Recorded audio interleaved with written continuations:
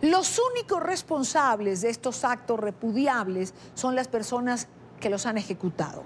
Estas fueron las palabras de la vocera de la Casa Blanca, Sarah Sanders, refiriéndose al reciente crimen de odio en el templo que cobró la vida de 11 personas. Sanders reitera que el discurso del presidente Trump no tiene nada que ver con este tipo de violencia. Sin embargo, hay analistas demócratas que la contradicen. Emiliana Molina en Washington tiene información. Emiliana, buena tarde para ti.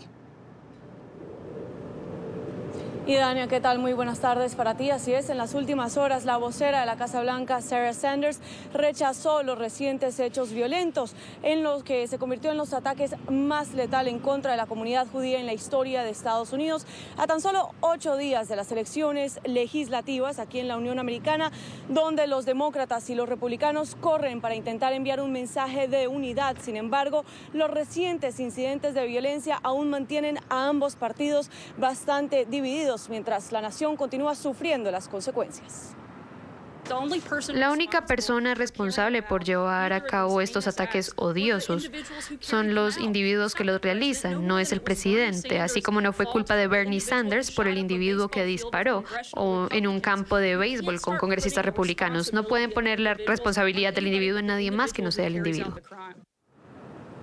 En la más reciente encuesta de Hill TV de HarrisX, el 39% de los entrevistados dicen que el mandatario estadounidense es el responsable y que tiene que disminuirle el tono a su discurso, mientras que el 28% opinan que son los medios de comunicación y el 24% culpa a los críticos del mandatario estadounidense y le piden que le disminuyan el tono a su discurso.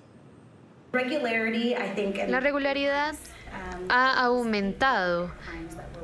Estos ataques motivados por el odio de los cuales hemos sido testigos en los últimos 2 años, especialmente con lo que vivimos el sábado, no está ocurriendo en el vacío.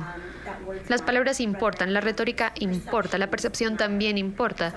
La percepción tiene un rol en las políticas y la manera en que nosotros como ciudadanos estadounidenses nos tratamos unos a otros y establecemos esas relaciones unos con otros.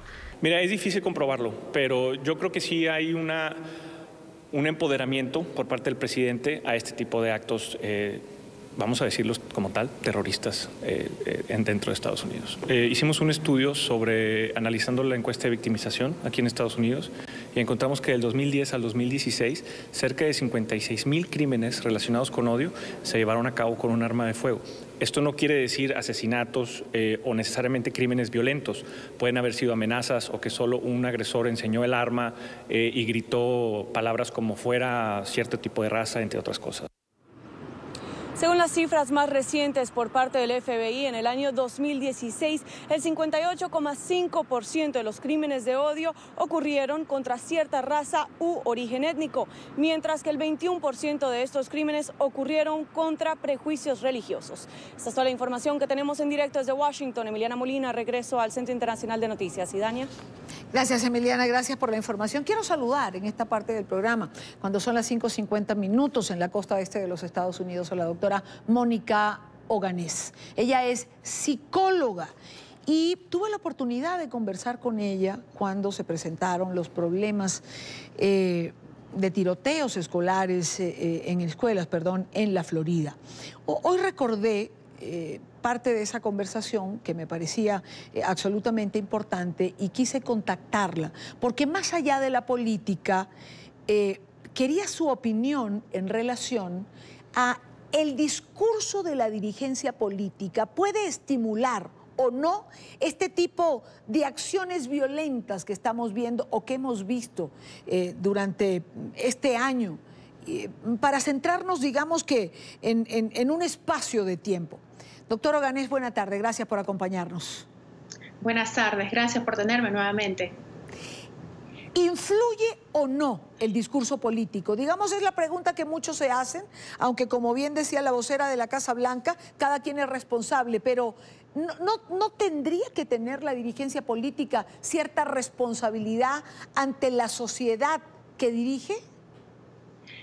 Bueno, mi opinión es que todos los líderes, sea político, líderes en una escuela, líderes en un centro de trabajo, una corporación, tenemos la responsabilidad como líderes, de ser modelos como ciudadanos, mostrar, digamos, esa tolerancia y no tener este tipo de retórica que puede emanar o puede incitar ese tipo de violencia que estamos viendo. Entonces, esto va fuera de lo que es la política. No debemos concentrarnos en que si es un lado de la política u otra. En realidad, todo líder tiene que cuidar su retórica, su manera de expresarse, porque a raíz de eso se autoriza a la población o al grupo que ese líder dirige a poder continuar en un modelo de expresión de odio, de violencia, que es muy dañino para la sociedad.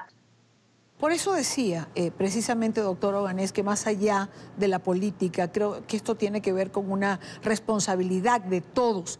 Lo que no puede abstraerse es que dentro de esa responsabilidad ciudadana de todo líder, quienes dirigen los destinos de una nación de una forma u otra o tienen una representación dada finalmente por el pueblo que los elige, tendrían que tener mucho más conciencia de esto, ¿o no?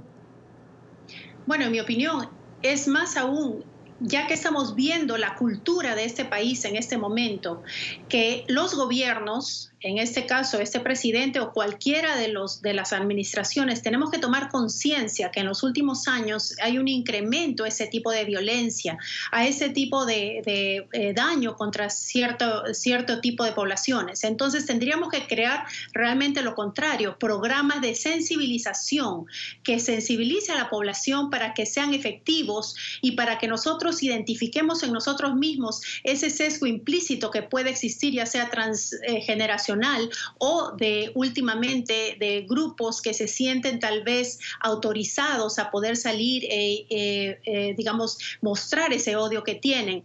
Pero esos programas de sensibilización tendrían que tomarlos en cuenta los gobiernos. Entonces todo empieza en el liderazgo, en la actual administración, para que tome conciencia y ser realmente contundente en su mensaje y decir, no podemos aceptar este tipo de violencia porque esto es dañino para la población y el daño psicológico tiene mucha repercusión que afecta a esta sociedad. Es decir, los mensajes no pueden ser nunca ambiguos. Hay que tener frente a eventos de este tipo posiciones frontales y claras, que nadie se equivoque. Así es. Ahora, ¿a dónde puede llevar este tipo de actuación? ¿A dónde puede llevar digamos, eventos que parecieran salirse de las manos, además, a las autoridades? Uno sabe dónde empieza, pero la verdad que estamos viendo que no sabemos dónde puede terminar. Bueno, lo que pasa con esas personas que tienen este odio, digamos que lo manifiestan, esos crímenes de odio, ¿no? Hay un deseo de venganza, defensa, ideas, la parte ideológica, la parte emocional se está manifestando, hay un racismo. Ellos se sienten como que ellos tienen que defender sus grupos, porque tal vez tienen un temor a desaparecer como raza, una reacción contra una jerarquía que se está rompiendo, y ellos no quieren, y honestamente ellos lo creen, de que lo hacen con un sentimiento comunal, un sentimiento por el bien común de su propio grupo. Entonces ellos están buscando esas soluciones debido a la ansiedad que ellos tienen de no poder sobrevivir como raza. Entonces, debido a ese temor que tienen, nosotros tenemos que empezar desde todas los niveles. Mi idea, tal vez como psicóloga y habiendo trabajado tanto con los niños, para cambiar realmente la sociedad, porque estamos viendo un problema muy grande, muy masivo, muy de sociedad en general. Tenemos que empezar desde un comienzo, donde se enseña a la sociedad, a la población, a tener otro tipo de reacciones y de tolerancia con los individuos. ¿Dónde empieza eso? En las escuelas. ¿A dónde empiezan los niños a aprender a ser como son como adultos en las escuelas?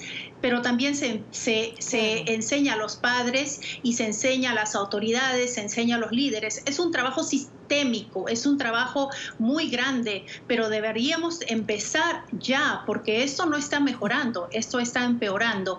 Sin embargo, tenemos que tomar en cuenta que hay muchas personas en la sociedad que todavía queremos las cosas por lo bueno, por la parte de nobleza de ser humano. Entonces, tendríamos que utilizar esa parte que todavía existe en el ser humano y poder erradicar este odio que existe en ciertos grupos con poca tolerancia a otros grupos que no son los de ellos, y poder realmente crear una comunidad en la que todos puedan sobrevivir y puedan estar juntos sin tener temor del otro grupo. Así es, yo me quiero quedar con alguna de sus frases. Hay que comenzar ya, porque esto no mejora, sino que empeora cada vez. Lo más importante es enseñar la tolerancia, vivir dentro de ella, y es un problema de todos. Usted lo ha dicho, es un problema de la casa, es un problema de la escuela, es un problema de la sociedad en general. Doctora Mónica, gracias por habernos acompañado. Muchísimas gracias. Buena tarde.